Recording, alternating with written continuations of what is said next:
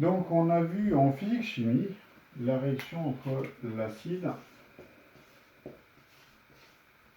plus le fer.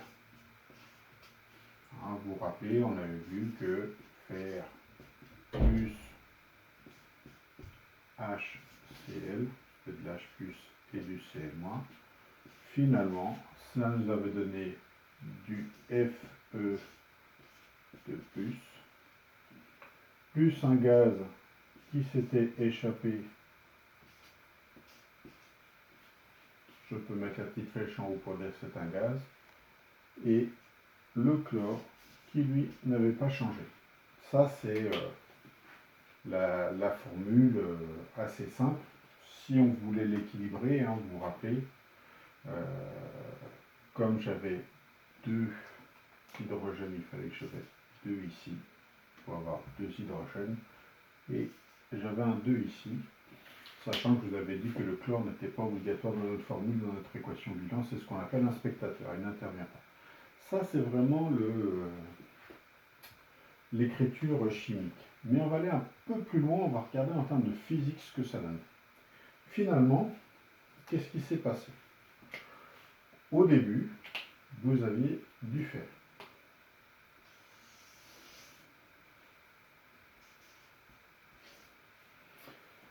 Ce fer, il avait un certain nombre d'électrons que je représente par des mois.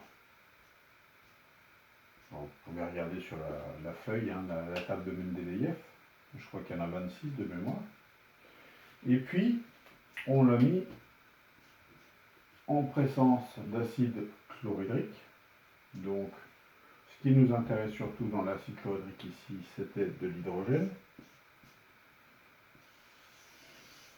L'hydrogène a cette particularité, c'est d'avoir un seul électron. Comme ici, il y a un plus, il n'a pas d'électron. Son électron, il se bat. Il n'en a pas. Il en manque d'électrons. Donc, je devrais avoir au moins un électron autour. Il n'y a pas. Et ce qui s'est passé,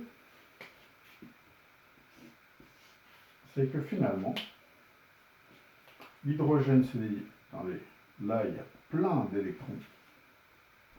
Je rappelle que les hydrogènes, ils sont 2. Donc, il y en a un deuxième avec lui, là, qui lui aussi va passer en électron. Et il se dit, bah, tiens, lui, le fer, il en a plein. Donc, je vais lui piquer un électron. Et lui aussi se dit, je vais lui piquer un électron. Résultat, je me retrouve avec un fer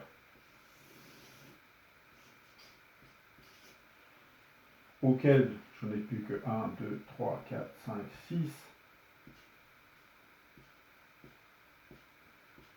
électrons et 2 hydrogènes.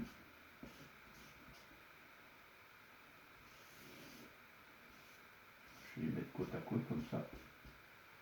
Chacun ayant réussi à piquer un électron. Donc, à l'origine, il nous manque un électron, il nous manque un électron. Et bien, il était les piqué au fer. Ce qui est intéressant, c'est qu'il y a eu mouvement d'électrons. Et ça, je veux vraiment que vous puissiez avoir cette logique-là. Je vais le mettre là. Vous allez vraiment l'écrire.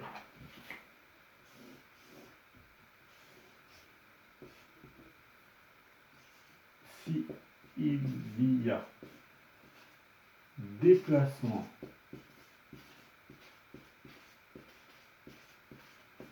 d'électrons,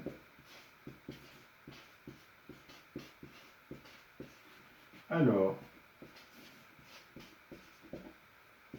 il y a électricité.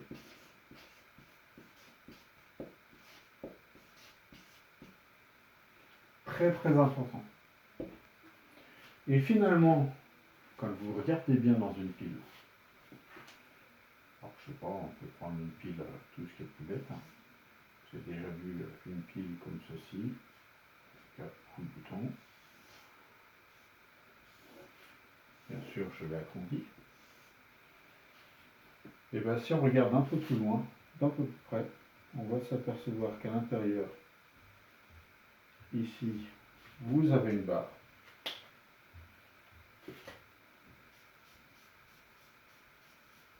Généralement en métal. Un métal, pourquoi? Parce que rappelez-vous, en début d'année, on a dit que ça conduit très très bien l'électricité, ça veut dire que les électrons peuvent bouger facilement.